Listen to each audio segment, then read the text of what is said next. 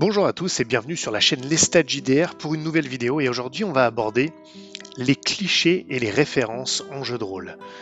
Est-ce qu'ils sont utiles? Est-ce qu'il faut les utiliser ou est-ce qu'il faut plutôt les éviter?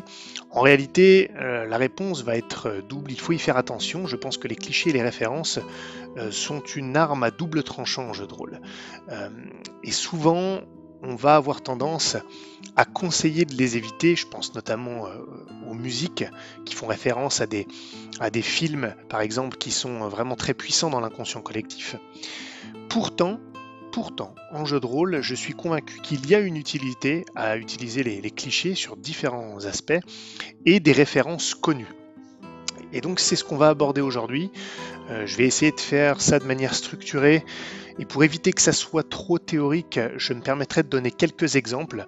Le but étant de vous inspirer pour peut-être vous-même utiliser les clichés et les références connues à des fins bien spécifiques. Car encore une fois, il est tout à fait vrai qu'ils peuvent constituer des pièges qu'il faut parfois éviter, et donc ça je l'aborderai également. Mais je vais essayer de mettre en exergue la manière dont on peut utiliser efficacement tout ce qui est cliché et références communes fortes en jeu de rôle afin que ça accentue la qualité de la partie et que ça aide les joueurs, car c'est vraiment l'idée, aider les joueurs à comprendre des situations comme vous allez le voir. Donc je pense que la première utilité de clichés et de références, ça va être d'évoquer quelque chose aux joueurs immédiatement, assez facilement, justement par le fait qu'on va employer quelque chose de connu, à travers donc ce référentiel commun.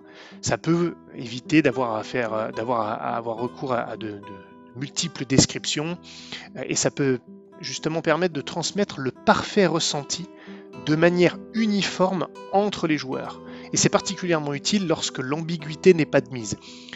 J'ai souvent expliqué dans mes vidéos que ce que j'aimais dans le fait de n'utiliser que des descriptions narratives et de ne pas trop me reposer sur des images, c'est que chaque joueur individuellement va s'imprégner de vos mots et se faire sa propre description, celle qui pour lui évoque le plus ce que vous venez de dire. Et ça peut être différent d'un joueur à un autre, mais ça va lui donner une expérience parfaitement personnelle.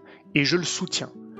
En revanche, il est des cas où vous voulez être certain que ce que vous décrivez soit compris et perçu de manière identique par chacun des joueurs. Et donc là, ça voudrait dire que à cet instant, la situation souffrirait d'une ambiguïté.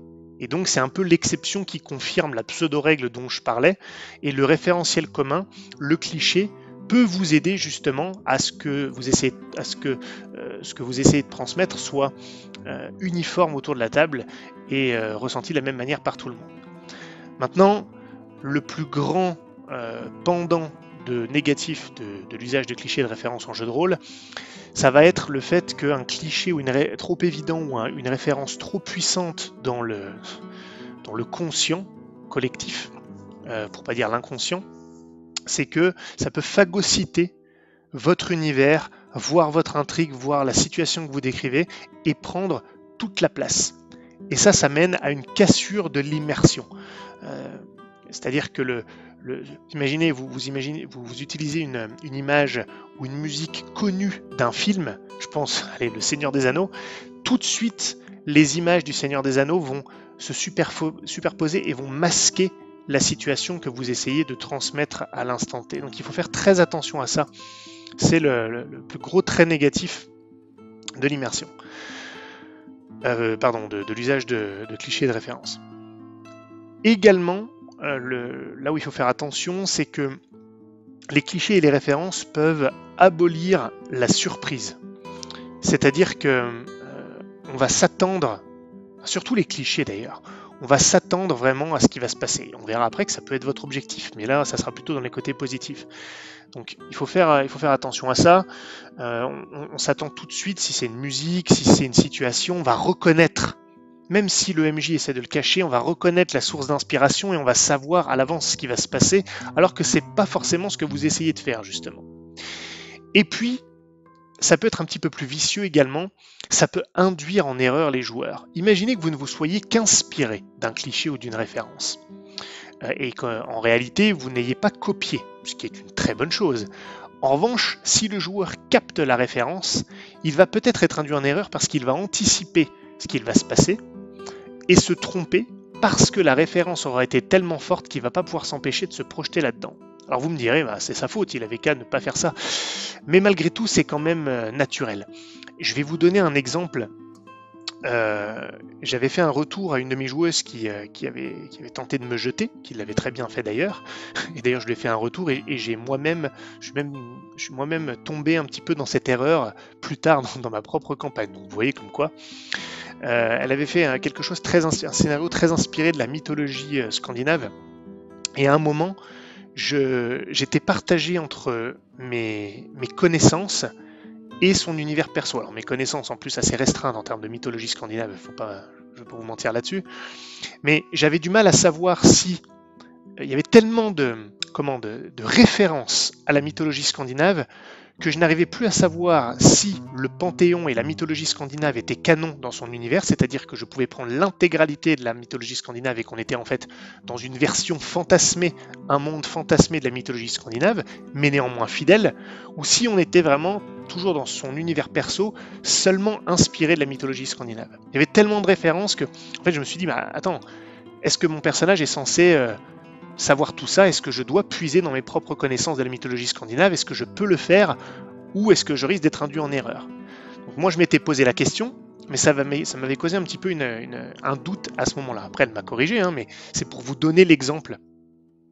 Et je vous en reparlerai d'ailleurs de ce genre d'erreurs potentielles parce que moi-même, je pense que je l'ai reproduite alors même que je cherchais à utiliser un cliché volontairement. Enfin, pas un cliché, pardon, une référence mythologique. Et j'y referai référence parce que je pense que ça peut avoir une utilité néanmoins.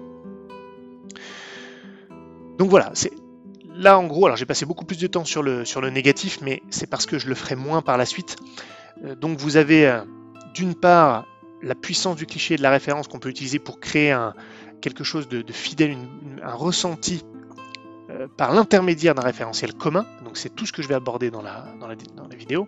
Et en même temps, il faut faire attention à tout ce que je viens de vous dire sur le côté négatif. Donc, je ne m'épancherai pas trop là-dessus. Ensuite, gardez en tête le négatif parce que c'est à double tranchant. Donc, maintenant, je vais être un petit peu plus exhaustif. Enfin, exhaustif. Je vais vous faire presque une liste des éléments, des manières différentes dont on peut utiliser un cliché ou une référence célèbre. Alors, quand je dis exhaustif, dans ma vidéo, mais c'est pas une liste exhaustive intrinsèquement. Il y a sans doute plein d'autres exemples.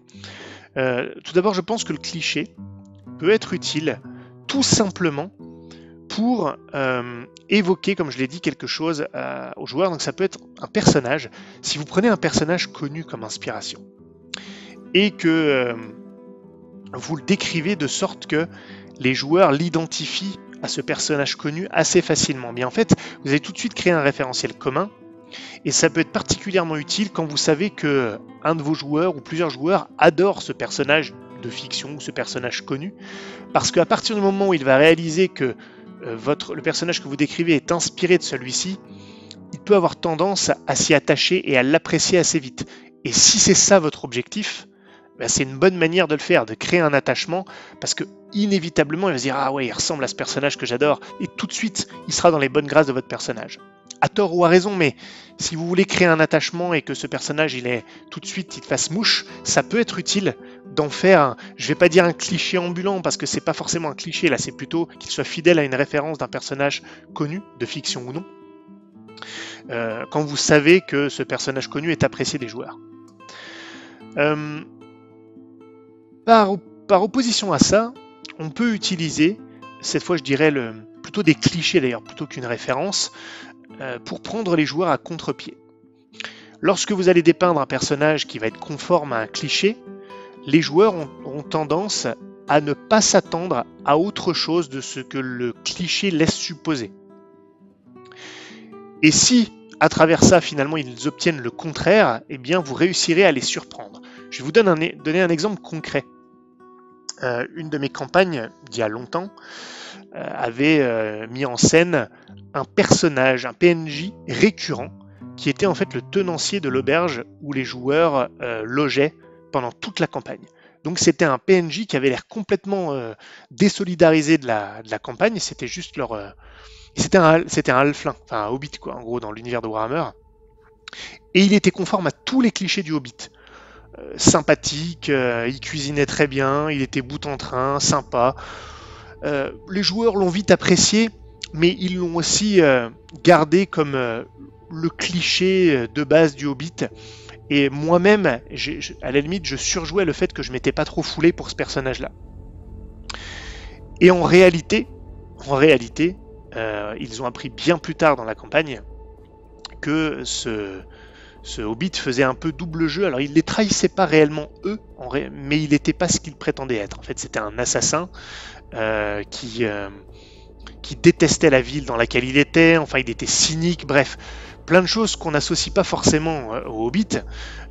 Donc il les a pas trahis, mais à un moment ils ont été plutôt confrontés à lui. Bon, puis ils ont fait un arrangement avec, et c'était un de leurs copains. Enfin bref, ils ont été vraiment pris au dépourvu. Ils ont fini par le comprendre, mais ça a mis énormément de temps. Et ça a fonctionné parce qu'ils ont d'abord vu le cliché. Alors qu'on s'entende, il ne faut pas faire ça systématiquement, parce que forcément, si vous n'avez de cesse de présenter des clichés qui s'avèrent en fait ne pas être conformes aux clichés attendus, ça ne fonctionnera plus jamais. Donc ça veut dire que dans la majorité des cas, quand vous amenez un personnage cliché, il vaut mieux qu'il soit conforme aux clichés. Le fait qu'il prenne le contre-pied doit être l'exception plutôt que la règle, sinon ça ne marche plus. Mais c'est à mon avis un moyen efficace d'utiliser les clichés. Ensuite, qu'est-ce qu'il pourrait y avoir d'autre ? Je pense que il peut y avoir également des situations qui ressemblent à des situations qu'on a vues dans des référentiels connus, que ce soit des livres, des films, donc des situations souvent liées à des scènes connues.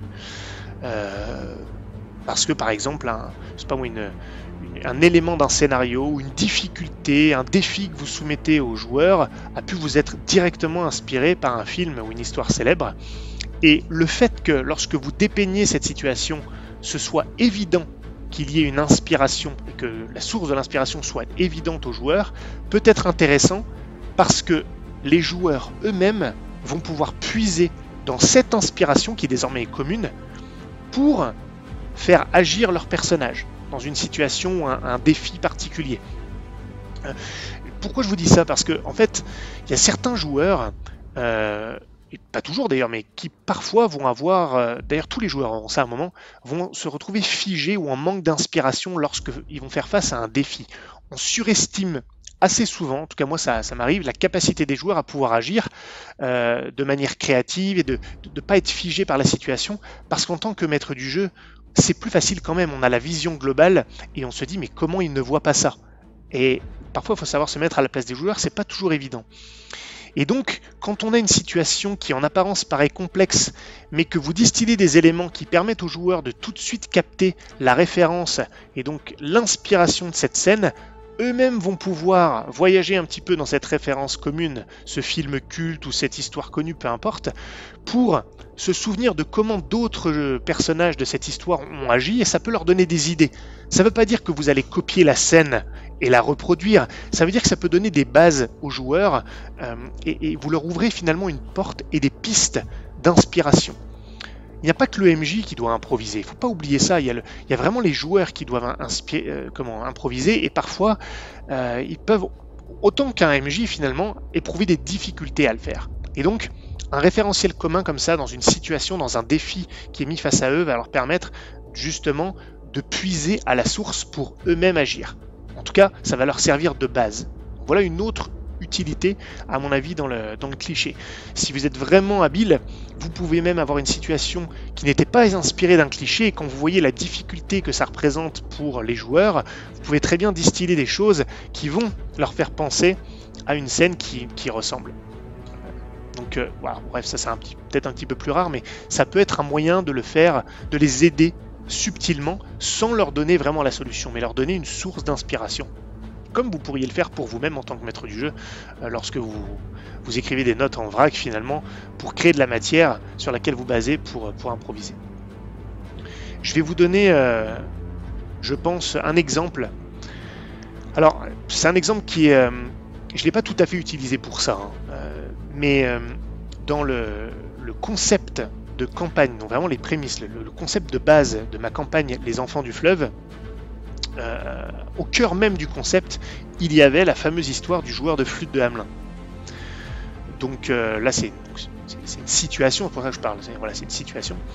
Dans le concept, les joueurs étaient des enfants qui ont été enlevés par le joueur de flûte de Hamelin. Donc j'ai vraiment pris cette histoire connue, ce conte connu, et je l'ai mis au cœur du concept. Et tout de suite, ça a créé un attrait, un référentiel commun aux joueurs. Ça les a inspirés parce qu'ils connaissaient tous cette histoire. Et donc tout de suite, ils ont su de quoi ça allait parler. Ça ne veut pas dire qu'ils savaient tout, au contraire, puisque je n'ai pris que l'inspiration de surface, si j'ose dire, mais qui était le joueur de flûte, ce qu'il a fait, pourquoi, à quoi il était lié, ça j'ai tout inventé. Donc je n'ai pris vraiment que la surface, que la forme, mais tout de suite ça a créé un référentiel commun qui leur a permis de... Déjà, ça leur a plu, c'est pour ça qu'ils ont choisi ce concept parmi les deux autres que j'avais proposés. Donc finalement c'est le référentiel commun qui les a aidés à choisir le concept et qui leur a fait préférer ce concept aux autres. Comme quoi on aime bien se retrouver parfois en terrain connu, en tout cas en apparence, puisqu'après tout était inventé. Et puis ça leur a permis quand même, lorsqu'ils ont créé leur personnage, eh bien d'être inspirés par ça, parce que justement ils ont pu puiser un peu dans ce qu'ils savaient de l'histoire, du conte, etc. Donc je ne l'ai pas utilisé tout à fait pour les mêmes raisons que ce que je viens de vous expliquer ou de vous proposer dans mon explication précédente, mais ça se rapporte quand même à une situation. Et donc voilà, c'est l'exemple que j'ai pu trouver dans ce que moi, en tout cas, j'ai pratiqué. Ensuite, je vais aller sur tout ce qui est... vous allez me dire, là, c'est déjà un peu ce que je viens de faire, mais histoire, au sens large, hein, histoire au pluriel, mythologie, légende connue, on peut puiser là-dedans comme référentiel pour justement évoquer une symbolique. Et je dis bien une symbolique parce que je ne pense pas qu'il faille évoquer une symbolique ou évoquer un sentiment ou un genre ou voilà, une ambiance. J'en reviens aux joueurs de flûte de Hamelin dont je viens de vous parler parce que c'est peut-être plus propice à cet exemple-là, c'est un conte connu. Ça évoque tout de suite une ambiance, c'était des enfants qui ont été enlevés, une sorte de mélancolie. Bon, c'est un conte, donc c'est un peu poétique. Bref, c'est plus pour des symboliques, des ambiances. Et on peut puiser pour ça aussi dans la mythologie, dans les histoires, dans les légendes. Mais c'est pas pour autant qu'il faut exactement copier ce qu'il y a dans les légendes. Je pense pas que ce soit des référentiels qu'il faut présenter pour donner de l'information. Voilà, c'est pas ça l'objectif. C'est vraiment pour donner une ambiance, une symbolique. Et je vous donne un autre exemple. Dans la campagne actuelle que je joue, il y a je vous explique pas pourquoi, mais il y a des références au titan Prométhée de la mythologie grecque. Et pour vous dire, j'ai même utilisé le nom de Prométhée. Je ne l'ai même pas renommé à la sauce de mon univers, comme parfois je le fais pour d'autres entités, justement pour que ça reste quand même un univers perso et que le référentiel ne vienne pas phagocyter mon univers personnel. J'ai tendance à renommer, à modifier, etc. Mais dans le cas de cette référence-là, Prométhée, j'ai vraiment utilisé le nom. Et donc Prométhée, c'est le titan qui a pris le feu et qui a voulu aller le donner aux hommes, et donc qui a été puni pour ça. Et en fait, il y a toute une symbolique dans cet élément-là. Pour vous dire, c'est une symbolique qui a même été reprise dans la religion chrétienne avec le diable, son bannissement, etc. Bon, c'est un peu le même parallèle. Et ça se prêtait parfaitement à ce qui se passait dans la campagne. Et je me suis dit que c'était un élément qui à la fois pouvait servir l'intrigue, mais également toute la partie univers liée à cette campagne. La symbolique, l'idée était vraiment, vraiment intéressante. Et donc, plutôt que de maquiller ça, j'ai sélectionné cette référence mythologique-là, je lui ai donné le même nom et j'ai donc clairement, en lui donnant ce nom-là, annoncé la couleur. Et donc tout de suite, les joueurs ont pensé à Prométhée, ont compris ce que c'était. Et donc, alors, excepté que là, le feu, c'était autre chose dans l'histoire, mais vraiment peu importe, ça a donné la référence et la symbolique immédiate dont j'avais besoin. Et pour vous dire, j'ai même poussé la chose plus loin. Il y a un PNJ qui est dans cette histoire, qui est d'une certaine, je vous passe les détails, mais qui est d'une certaine religion, ou plutôt adepte d'une hérésie religieuse. Et le personnage, mon joueur, s'avère s'appeler Deucalion, qui est le fils de Prométhée. Alors dans l'histoire, dans la campagne, il n'est pas vraiment son fils, mais le fait de lui donner le même nom que le fils de Prométhée dans la mythologie consolidait la symbolique. Alors que, et j'espère que vous allez me suivre, dans mon histoire, dans la campagne, le fait qu'il s'appelle Deucalion, dans l'histoire, dans mon univers, ne revêt pas une signification particulière. Dans mon univers, Deucalion n'est pas du tout le fils de Prométhée, ça n'a rien à voir. Donc c'est une référence qui est complètement méta. Les joueurs, enfin les personnages des joueurs, eux, ça ne leur fait rien d'entendre qu'il s'appelle Deucalion, il n'y a aucune référence. Il n'y a que les joueurs qui, eux, ont une référence méta à notre monde réel, enfin plutôt à une mythologie qui existe dans notre monde à nous. Vous voyez ce que je veux dire? Parfois, les références, elles sont pour les joueurs, mais les personnages, eux, ne captent pas du tout cette référence. Donc j'avais poussé ça jusque-là parce que je voulais vraiment renforcer cet aspect et en appeler à la symbolique de cette mythologie. Donc je pense qu'on peut puiser dans les histoires connues et les légendes pour en capter, je vais essayer d'éviter de me répéter, mais la symbolique, pour en capter le sel et l'ambiance vraiment pour générer une sorte de réaction et d'émotion par rapport à ça. C'est pas vraiment utilisé pour donner une information ou pour distiller, oui, pour créer quelque chose en lien avec cette mythologie. J'ai encore deux éléments, je pense, à aborder.